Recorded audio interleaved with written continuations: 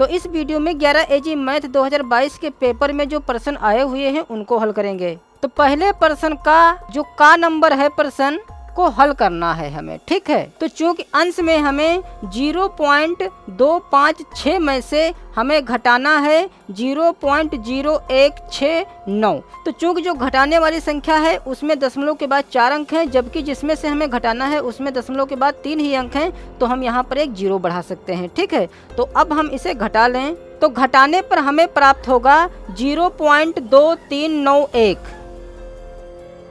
और फिर बटे में है 0.16 में से हमें घटाना है 0.13, तो हमें प्राप्त होगा 0.03।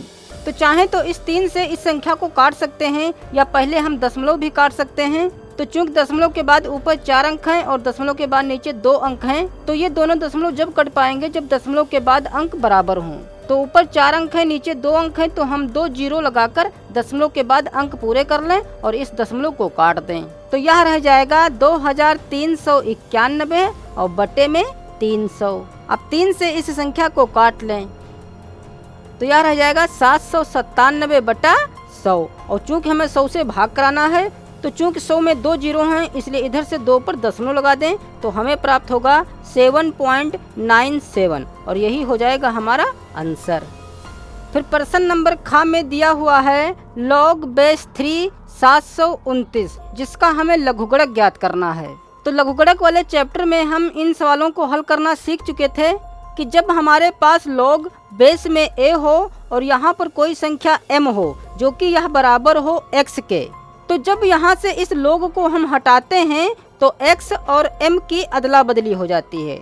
अर्थात जब यह log हटेगा तो जो यहाँ पर बेस a है वह तो ज्यों का त्यों रहेगा और m की जगह पर आ जाएगा x और x की जगह पर हो जाएगा m। तो सबसे पहले तो हम इसको x के बराबर मान लें। तो यहाँ पर लिखेंगे माना log बेस 3 729 बराबर x। तो जब यहाँ से log हटाएंगे तो हमें क्या प्राप्त होगा, बेस यहाँ पर 3 है तो 3 का 3 रहेगा और इस 729 की जगह पर x हो जाएगा और x की जगह पर 729 हो जाएगा। अब जो यहाँ पर 729 है इसको हम आधार 3 के रूप में लिखेंगे, ठीक है। तो इसको लिखने के लिए पहले तो हमें 729 के गुणनखंड करने पड़ेंगे। तो जब 729 के गुणनखंड करेंगे तो 1 2 3 4 5 6, तो 3 आ जाएगा 6 बार, तो इसको हम लिख सकते हैं 3 की घात 6। अब घातों की तुलना कर लें, तो जब घातों की तुलना करेंगे तो चूंकि जो आधार है वह तो बराबर है जो कि 3 है, तो इस 3 से यह तो 3 कट जाएगा, तो इधर घात बचेगी x और इधर घात बचेगी 6 और यही हो जाएगा हमारा आंसर। फिर का पॉइंट में जो यह श्रेणी दी हुई है, तो इस श्रेणी का हमें सारवांतर ज्ञात करना था। तो समांतर श्रेणी का सारवांतर निकालना हम सीख चुके हैं, जो कि सारवांतर बराबर होता है अगले पद में से पिछला पद घटाना, और सारवांतर को हम d से प्रदर्शित करते हैं। तो d बराबर हो जाएगा अगले पद में से पिछला पद घटा दें। तो अगला पद है माइनस का 120, जिसमें से हमें घटाना है माइनस का 125, या हम माइनस के 115 में से माइनस का 120 भी घटा सकते हैं, ठीक है। तो घटाने पर हमें प्राप्त होगा माइनस का 120 और जब यह ब्रैकेट खुलेगा तो माइनस माइनस हो जाएगा प्लस 125। अब चूंकि यहाँ पर प्लस भी है माइनस भी है, तो बड़े में से छोटा घटा लें और बड़ी संख्या का जो भी चिन्ह हो वह रख दें। तो बड़ी संख्या है 125, तो 125 में से 120 घटाएंगे तो बचेगा 5, वो भी प्लस का। तो सारवांतर इसका हो जाएगा 5, तो इसका आंसर यह हो जाएगा। फिर पॉइंट नंबर घ में दिया हुआ है a-1/a बराबर 5 दिया हुआ है और हमें ज्ञात करना है a² प्लस 1/a² का मान। और जब यहाँ पर प्लस दिया हुआ हो तब हमें 2 घटा देना होता है। जैसे यदि यहाँ पर प्लस होता तो यह हो जाता 25 और 25 में से 2 घटा देते तो रह जाता 23, और चूंकि यहाँ पर माइनस है इसलिए इसका आंसर 27 होगा, ठीक है। कैसे होगा चेक भी कर सकते हैं कि जो हमारे पास यह दिया हुआ है a-1/a बराबर 5, ठीक है, तो इसका हम दोनों पक्षों में वर्ग कर लें। तो यहाँ पर लिख भी सकते हैं कि दोनों पक्षों का वर्ग करने पर, वर्ग इसलिए करेंगे ताकि हमें यह प्राप्त हो सके जिसका मान हमें ज्ञात करना है। तो जब हम इसका वर्ग करेंगे तो यह हो जाएगा a-1/a का होल स्क्वायर बराबर 5 का स्क्वायर। तो इसको सूत्र में तोड़ेंगे तो a माइनस बी का होल स्क्वायर का सूत्र होता है a स्क्वायर प्लस का b स्क्वायर माइनस का 2ab। तो इसी सूत्र की सहायता से इसको तोड़ेंगे तो यह हो जाएगा a स्क्वायर प्लस का 1 का स्क्वायर भी होगा और a का भी स्क्वायर होगा, तो 1 का स्क्वायर 1 ही रहेगा, तो a का स्क्वायर करेंगे तो a स्क्वायर ही हो जाएगा। फिर माइनस 2ab, a की जगह a ही है और b की जगह पर है 1/a और बराबर इधर हो जाएगा 5 × 5 = 25। तो इस a से यह a कट जाएगा तो इधर रह जाएगा a स्क्वायर प्लस का 1/a स्क्वायर, जो कि हमें इसका ही मान ज्ञात करना है। ठीक है, बराबर इधर 25 है और जो यहाँ पर यह माइनस का 2 बचा है इसको उठाकर इधर लाएंगे तो प्लस हो जाएगा, तो 25 और 2 हो जाएगा 27। अतः यह हो जाएगा हमारा आंसर। फिर अगले प्रश्न में हमारे पास दिया हुआ है tan अल्फा बराबर a/b और हमें ज्ञात करना है cos 2 अल्फा का मान। तो देखिए, चूंकि हमारे पास tan अल्फा का मान दिया हुआ है और हमें cos 2 अल्फा का मान ज्ञात करना है। ठीक है, तो सबसे पहले तो हमें यह पता होना चाहिए कि cos 2 अल्फा का ऐसा कौन सा सूत्र है जो tan के पदों में होता है। तो देखिए, cos 2 अल्फा के सूत्र तो कई हैं, लेकिन tan के पदों में सूत्र होता है 1 माइनस tan स्क्वायर अल्फा अपान 1 प्लस tan स्क्वायर अल्फा। ठीक है, मतलब होता सेम ही है, ऊपर माइनस होता है नीचे प्लस होता है। तो अब इसमें जहाँ पर tan आया है तो tan का हम मान रख सकते हैं, क्योंकि tan अल्फा का मान हमारे पास a/b दिया हुआ है, तो यह हो जाएगा 1 माइनस tan अल्फा की जगह पर लिखेंगे a/b, जिसका हमें स्क्वायर भी करना है, फिर बटा, फिर इसी प्रकार नीचे हो जाएगा 1 प्लस a/b का होल स्क्वायर। तो अब इसे हल कर लें तो क्या हो जाएगा 1 minus a square upon b square.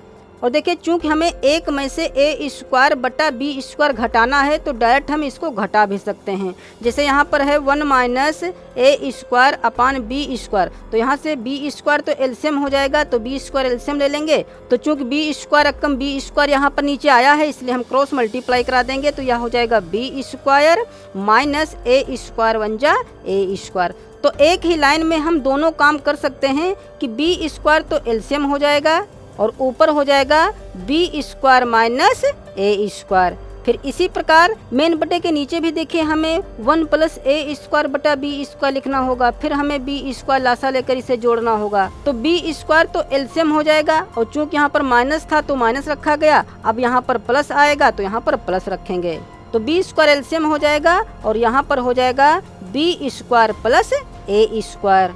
तो चूंकि मेन बटा हमारा यह है जिसे हमें बनाना है गुणा, क्योंकि इस मेन बटे के ऊपर भी भिन्न है और मेन बटे के नीचे भी भिन्न है। तो मेन बटे के ऊपर जो भिन्न होती है वह तो ज्यों की त्यों रख दी जाती है, जो कि है b square minus a square.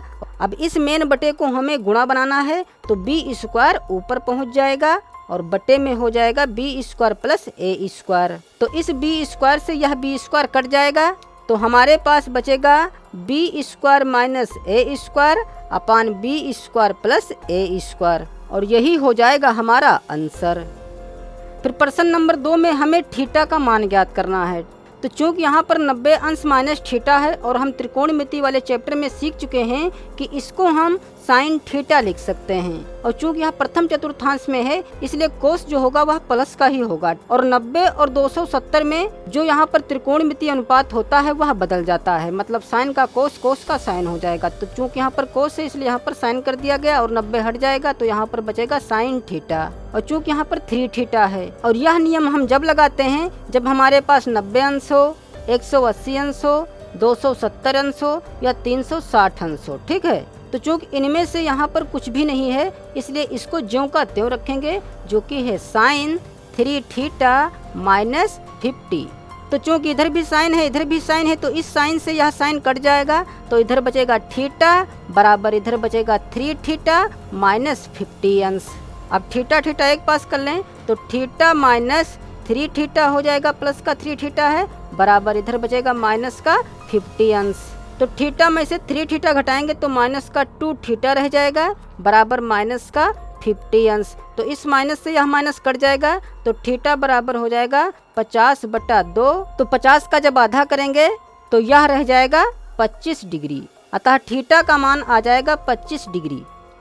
फिर प्रश्न नंबर 3 में हमें tan थीटा का मान दिया हुआ है और हमें इतने का मान ज्ञात करना है। तो देखिए इसका मान हम दो प्रकार से ज्ञात कर सकते हैं। एक तो हम समकोण त्रिभुज बनाकर, चूँकि यहाँ पर tan थीटा दिया हुआ है तो tan थीटा बराबर होता है लंब बटा आधार। तो लंब है 4 और आधार है 3, तो यहाँ से हम कर्ण का मान ज्ञात करके साइन और कोस का मान भी ज्ञात कर सकते हैं। फिर उन मानों को इसमें रखकर इसको हल करके हम आंसर प्राप्त कर सकते हैं, ठीक है। और दूसरा तरीका यह है कि चूँकि हमारे पास tan थीटा का मान दिया हुआ है तो यहाँ पर हम tan थीटा बनाने की कोशिश करेंगे, ठीक है। तो चूँकि जो tan थीटा होता है वह होता है sign theta upon cos theta के बराबर। तो यदि हम अंश और हर में कोस थीटा से भाग करा दें तो यहाँ पर देखिए साइन बटा कोस बन जाएगा, यहाँ पर भी साइन बटा कोस बन जाएगा। तो यहाँ पर जो tan आएगा तो उस tan की जगह पर हम यह 4/3 मान रख देंगे तो इसका आंसर हमें प्राप्त हो जाएगा, ठीक है। तो यहाँ पर लिख सकते हैं अंश तथा हर दोनों में कोस थीटा से भाग करने पर, क्योंकि यदि हम 1/कोस थीटा को ऊपर भी गुणा करा दें और बटे में भी 1/कोस थीटा से गुणा करा दें तो देखिए इससे यह कट जाएगा, मतलब जितना था हमारे पास उतने का उतना ही रह जाएगा, ठीक है। तो जो यह बटे में कोस है यह साइन के भी बटे में हो जाएगा, कोस के भी बटे में हो जाएगा, इसी प्रकार यह भी दोनों के बटे हो जाएगा। तो लगाएंगे बराबर और लिखेंगे 3 sine theta upon cos theta, फिर plus 2 cos theta upon cos theta, फिर upon 3 sine theta upon cos theta minus 2 cos theta upon cos theta. तो इस कोस थीटा से यह कोस थीटा और इस कोस थीटा से यह कोस थीटा कट जाएगा। तो हमारे पास बचेगा 3 साइन थीटा बटे कोस थीटा की जगह पर लिख सकते हैं tan थीटा, क्योंकि साइन बटा कोस बराबर tan थीटा होता है, और प्लस यहाँ पर बचेगा 2 अपान, इसी प्रकार नीचे क्या बचेगा 3 tan थीटा और माइनस 2। अब चूँकि हमारे पास tan थीटा का मान दिया हुआ है तो इसमें मान रख दें तो क्या हो जाएगा 3 इंटू tan थीटा का मान है 4/3 प्लस 2 फिर बटा 3 इंटू 4/3 माइनस 2। तो इस 3 से यह 3 और इस 3 से यह 3 कट जाएगा, तो ऊपर हो जाएगा 4 + 2 बराबर 6 और बटे 4 में से 2 घटाएंगे बचेगा 2। तो 2 कम 2 2 तिहाई 6, तो हमारे पास रह जाएगा सिर्फ 3, अतः यही हो जाएगा हमारा आंसर। फिर चौथे प्रश्न में यहाँ पर श्रेणी दी हुई है 3, 8, 13, 18, 23। तो इस श्रेणी के हमें 33वें पद का मान ज्ञात करना है। तो चूंकि यह समांतर श्रेणी है क्योंकि इनके बीच का जो अंतर है वह 5 का है, तो इस श्रेणी में जो प्रथम पद अर्थात जो a है वह है 3 और जो इसका सार्वांतर d है वह है 5, क्योंकि 8 में से 3 घटाएंगे तब भी 5 ही बचेगा और 13 में से 8 घटाएंगे तब भी 5 ही बचेगा, तो इसका सार्वांतर है 5। तो हमें 33वां पद ज्ञात करना है। तो 33वां टर्म ज्ञात करने के लिए हमें nवें पद का सूत्र पता होना चाहिए। तो जो nवें पद का सूत्र होता है वह होता है a + n-1 इंटू डी। तो a का मान है 3, तो 3 + n का मान रखेंगे 33, क्योंकि हमें 33वां पद ज्ञात करना है। तो यहाँ पर लिख भी सकते हैं कि n हमारे पास 33 दिया हुआ है, तो 33 - 1 हो जाएगा और इंटू में d रखना है जो कि है 5। तो यह हो जाएगा 3 + 33 में से 1 घटाएंगे रह जाएगा 32 और गुणे में है 5। तो 3 + 5 दूनी 10, 5 × 15 = 16। तो 160 में 3 जोड़ेंगे तो हमें प्राप्त होगा 163, अतः 33वां पद 163 होगा। फिर प्रश्न नंबर 5 में जो यहाँ पर यह श्रेणी दी हुई है यह गुणोत्तर श्रेणी दी हुई है, क्योंकि इसका जो सार्वानुपात है वह 2 है, क्योंकि 4/2 करेंगे 2 आएगा, 8/4 करेंगे 2 आएगा, 16/8 करेंगे तब भी 2 ही आएगा। तो यहाँ a का मान अर्थात जो पहला पद है वह 1 है और जो इसका सार्वानुपात r है वह हो जाएगा 4/2 अर्थात 2, और n हमारे पास 10 दिया हुआ है। तो हमें 10वां टर्म ज्ञात करना है। तो गुणोत्तर श्रेणी का जो nवां पद होता है वह होता है a r की घात n-1, जो कि यह nवें पद का सूत्र होता है, ठीक है। तो क्या हो जाएगा T10 बराबर a, तो a का मान है 1 और इंटू में r का मान रखेंगे जो कि है 2 और इसकी घात n-1 मतलब 9 रह जाएगी, क्योंकि 10 - 1 करेंगे, ठीक है। तो 1 की गुणा 2 की घात 9 में कराएंगे तो यह 2 की घात 9 ही रह जाएगी। तो इस 1 को हटा दें तो यह बचेगा 2 की घात 9। अब 2 को 9 बार गुणा करा लें तो 2 दूनी 4 दूनी 8 दूनी 16 दूनी 32 दूनी 64 दूनी 128 दूनी 256 256 दूनी 512। तो इस गुणोत्तर श्रेणी का जो 10वां पद होगा वह होगा 512। अतः यह हो जाएगा हमारा आंसर। ठीक है, अब जो शेष प्रश्न रह गए हैं उसके लिए पार्ट 2 चेक करें।